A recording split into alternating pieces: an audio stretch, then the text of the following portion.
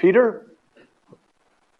Peter, if you could just state your name for the record. I don't know if you've ever spoke at our board meetings before, but we have 3 minutes and we hold it to that. That's correct. Sounds good. No, I've never spoken here before. My name for the record is Peter Friedrich. Just over 5 years ago, right here in the village of Lombard, the supreme leader of the world's oldest, largest, and fastest growing fascist movement took the stage at a conference in the Westin Hotel.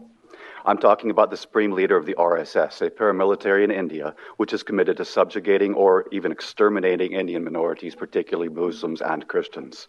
The RSS views Muslims and Christians as foreign to India and internal threats to the country who are traitors simply because they follow a different religion. Many Indian American politicians were invited to this event, but almost none went.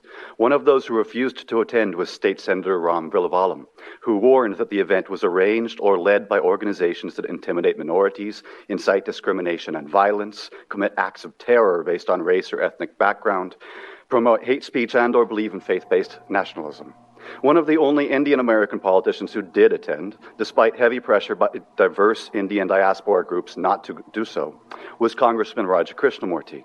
Ignoring the hundreds of Christians, Dalits, Hindus, Muslims, and Sikhs who gathered outside to protest the event, Krishnamoorthi went inside to share the stage with the chief of the RSS. Also inside were leaders of the HSS, which co-sponsored the event.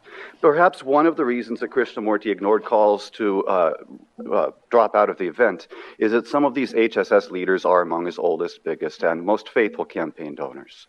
The HSS is the international wing of the RSS and serves as a support base and propaganda mouthpiece for that fascist paramilitary. Now here's the really relevant part for the village of Lombard to know. One of the ways that the HSS spreads propaganda for the benefit of the RSS back in India is by soliciting formal proclamations praising it from cities and counties all around this country. I don't know if the HSS has approached Lombard officials yet, but I know that they've approached Aurora and Schaumburg and Naperville and many other local governments here in Illinois to successfully solicit pats on the back, photo ops with village, town, and city officials, and of course those coveted proclamations, which they typically accept while wearing their HSS uniform.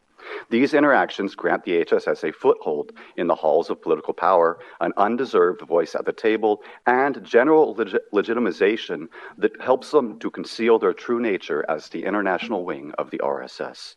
Thus, if and when the HSS ever does approach Lombard seeking your stamp of approval, please don't pull a Raja Krishnamoorthi and throw principle to the wind by welcoming them in. Exercise discretion. Do a little homework before you platform and praise the HSS. Please realize that the HSS is linked to the RSS, and that makes them toxic. And I have here a small info packet fact sheet about the issue that I copy for each member of the board. Thank you. Okay, thank you.